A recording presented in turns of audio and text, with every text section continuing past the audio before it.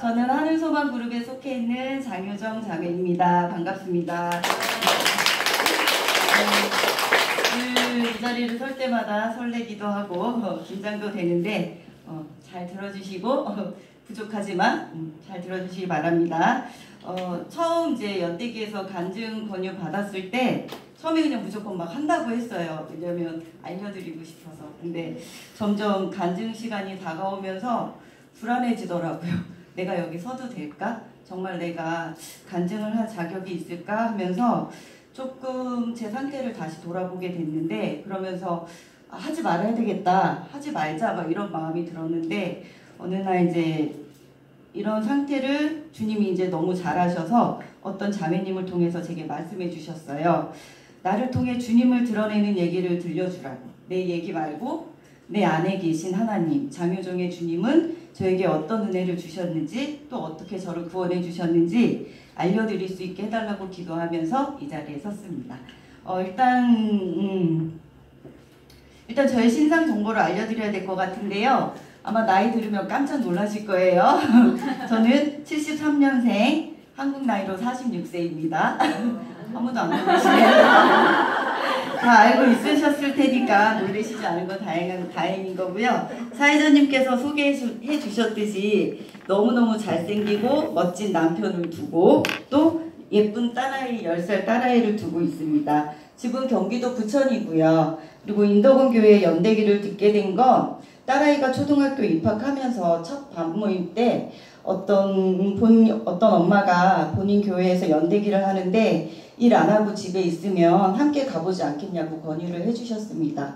그래서 따분이 뭐 하는 일도 없고 그래서 흔쾌히 승낙을 하고 왔는데요. 그분께서 또 차도 있고 해서 먼 교회지만 옆집에 마실 가듯 편하게 교회로 올 수 있게 되었습니다. 저희 친정 엄마께서도 교회를 다니시고 또 저도 초등학교 때까지 교회를 다녀서 교회를 가는 거에 대해서는 별 어려움이 없었습니다. 처음 인덕원 교회에 왔을 때 아직도 잊혀지지 않는 거는 엘리베이터를 타고 탁 4층에 내리면 예쁜 자매님들이 되게 반갑게 인사를 해주세요. 근데 그게 너무너무 좋았고, 또 예쁜 이렇게 지금은 이름표를 안 주시는데 그때는 이름표도 이렇게 딱 준비해 주셨고, 또 그리고 맛있는 간식도, 그리고 또 친절하고 또 다정하게 인사해 주시는 자매님들의 그 모습들이 아직도 잊혀지지가 않는 것 같아요. 또 제일 저한테 좋았던 거는 점심 식사. 늘 간증할 때마다 하는 얘기지만 정말 점심 식사 때문에 10주 동안 열심히 다닐 수 있었던 것 같습니다. 제가 연대기를 들을 때도 지금 이제 우리 정원구 강사님이 그때도 연대기를 처음 이제 하셨는데요. 그때는 강사님이 이제 성함을 가지고, 자기 성함을 가지고 이렇게 농담을 하시지 않으셨는데 요번에 보니까 좀 농담을 하시더라고요. 그래서 많이 유머러스해지셨구나 이런 생각이 들었습니다. 제가 이제 강의를 들으면서 저에게 되게 새롭게 다가왔던 거는 성경책이었어요. 그러니까 그 전에도 물론 교회 다니면서 뭐 성경책을 보기는 했지만 성경의 내용은 잘 모르고 그냥 읽기만 했었는데요. 제가 이제 30살 넘어서 결혼을 하면서 아이를 가질 수가 없는 몸이었어요. 그런데 이제 5년의 세월이 지나고 나니까 부부끼리 권태기가 오더라고요. 그래서 이제 아이를 가져야 되겠다 해서 준비를 하려고 하는데 때마침 또 정부에서 난임 부부 이렇게 도와주시더라고요. 그래서 3번 만에 이제 시험관에서 성공을 해서 저희 예쁜 딸을 얻었는데 2번째 정도 했을 때 실패를 하고 좀 많이 상심이 됐었어요. 근데 그때 엄마가 이제 교회 가서 하나님한테 기도하면서 우리 아이를 달라고 하자 이래가지고 친정 엄마 교회를 이제 따라다니게 되었어요. 그래서 이제 기도도 하고 또 주위 성도분들이 많이 기도를 해주신 덕분에 3번 만에 이제 저희 딸아이가 들어서게 됐고요. 그래서 그러면서 이제 하나님하고 약속을 하게 됐습니다. 그러니까 딜을 한 거죠. 하나님, 아이를 주면 제가 열심히 교회를 다니겠습니다 라고 이제 딜을 했는데 결국 그 딜은 하나님이 허락을 해주셨어요. 그래서 아이를 주셨고, 그렇게 해서 이제 아이를 낳고 한 2년 정도, 아이가 이제 24개월 될 때까지는 교회를 열심히 다녔어요. 그러니까 진짜 주일만 열심히 지켰던 거죠. 가서 뭐 목사님이 뭐라고 하든 뭘 어쨌든 이런 거 상관없이 그냥 그 영유아실에서 내 아이만 보면서 그렇게 해서 매주 이제 교회를 다니다가 아이가 좀 크게 태어났어요. 저희 딸이 4kg로 태어났는데, 그래서 지금도 그래서 크긴 한데, 가면 갈수록 얘가 이제 무거워지니까 제가 띠를 하고 또 이제 걸으면서 저희 엄마 교회가 한 버스 타고 30분 정도 가야 되는 거리여서 너무 멀기도 하고 이제 아이를 봤잖아요. 귀찮은 거죠. 그래서 엄마 나 교회 이제 그만 갈래. 그러니까 엄마가 그러지 말고 그럼 가까운 니네 집 근처로 가라 이래서 근처 교회로 다시 옮겼어요. 근데 그러고 한 몇 주를 다니다가 그 교회 분들이 너무 귀찮게 하시는 거예요. 한 주만 안 나가도 막 전화를 10번씩 하고 막 20번씩 하고 이러셔가지고 에이 내가 나가고 싶으면 나가고 말고 싶으면 만 거지 왜 이렇게 나한테 막 귀찮게 해 이러면서 그때부터 이제 진짜 단절, 하나님과 진짜 단절, 교회와 단절, 모든 게 다 단절이 되기 시작했어요. 그래서 그렇게 단절을 하고 그러다 보니까 너무너무 진짜 어려워지는 거예요. 모든 환경이. 정말로 어려워지고 그리고 신랑하고 자꾸 싸우게 되고 그런데 말이 좀 잘못됐네요. 네, 죄송합니다.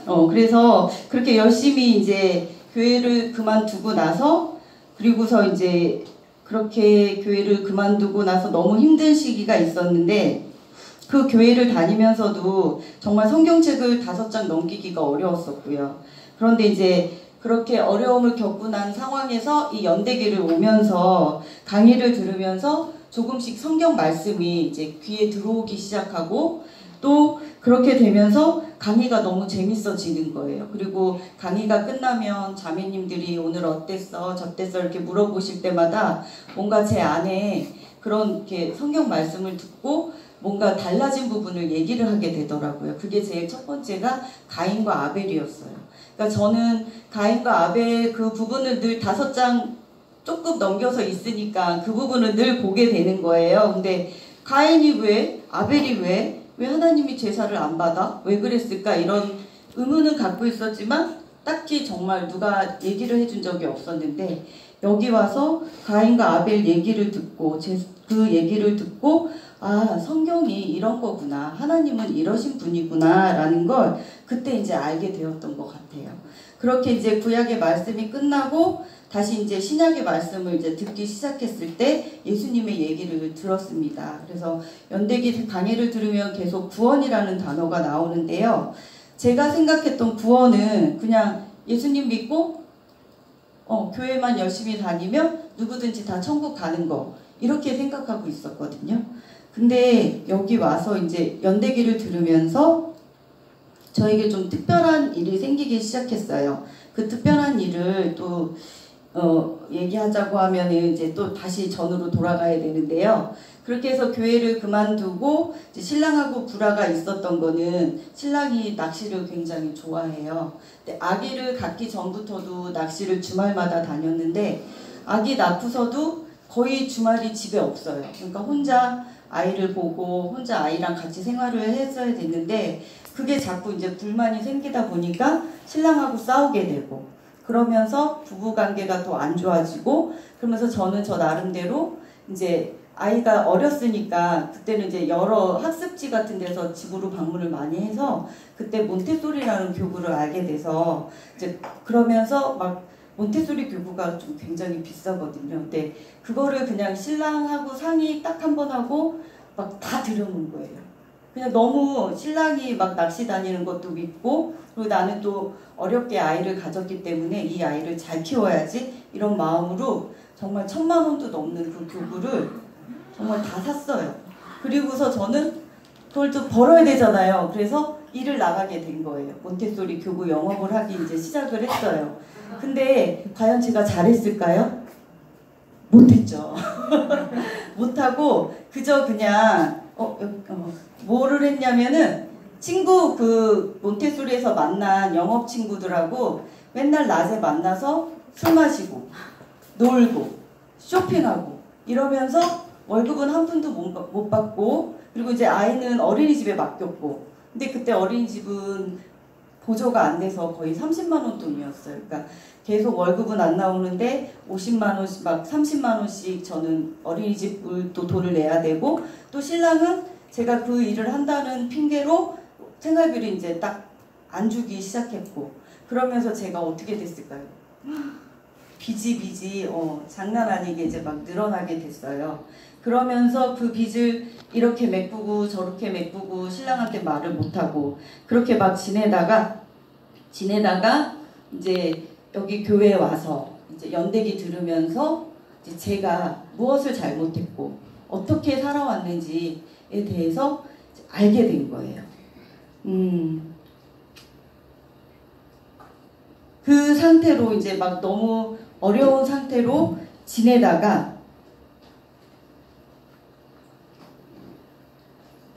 제가 이제 9주차 때 연대기에서 예수님의 죽음과 부활 강해를 들었어요. 근데 구원에 대해서 그때 다시 생각하게 되었고, 특히 나의 죄에 대해서 이렇게 들어오더라고요. 아, 내가 그동안은 정말 그게 죄라고도 생각을 못했고, 당연히 신랑이 월급을 안 줬, 생활비를 안 줬으니까 내가 빚진 거고, 당연히 신랑이 가정에 소홀했으니까 내가 내 그거를 찾기 위해서 내 가정을 또 잘 하고 꾸리기 위해서 내 공허함을 채우기 위해서 나가서 친구들과 술도 마시고 또 친구들과 쇼핑도 하고 그렇게 돈을 썼지. 이건 내 탓이 아니고 다 신랑 탓이야. 주의 탓이야. 그렇게 저를 변명하면서 살았거든요. 근데 9주차 강의 예수님이 돌아가시고 부활하셨다는 그 강의를 듣고 저한테 되게 무거운 감정이 이렇게 들어왔어요. 그리고 그런 강의를 듣고 나서 이제 식사를 하는데 너무 이제 지금 드셔보셔서 알겠지만 식사가 너무 아름다웠어요. 그날도 더더욱이나 너무 화려하고 막 맛있는 반찬들이 너무 많았었는데 그 강의를 듣고 나서 식사 시간 자리에